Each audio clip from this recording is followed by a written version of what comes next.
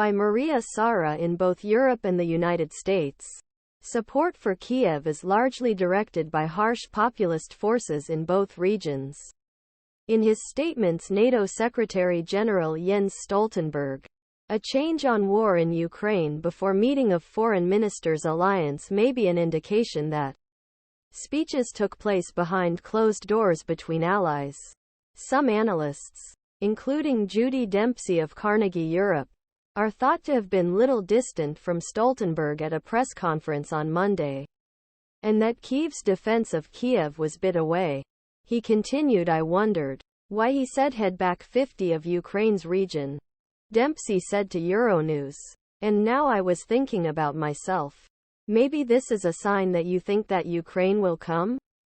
Despite all official guarantees continuous support Ukraine, EU is struggling to keep its promise because of disappointment that shifted attention EU counteroffensive and leaders Israeli-Hamas war.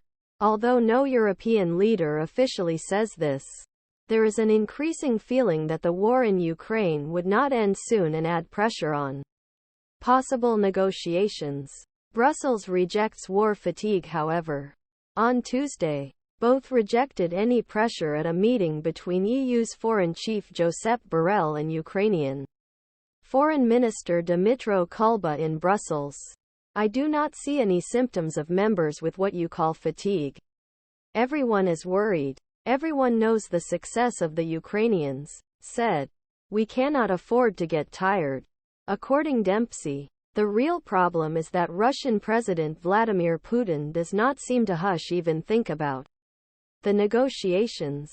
At this stage, it would be difficult for Ukrainian President Volodymyr Zelenskyy to enter into negotiations, especially if it would affect the regional sovereignty of this country. Some European countries will accept the change of land for peace. This is very complex, extremely political, extremely emotional, said. But President Zelenskyy would have to make this decision. But this is a kind of treacherous decision. NATO's support can play an important role in future of the conflict, and possibility of Ukraine's alliance member may be very important.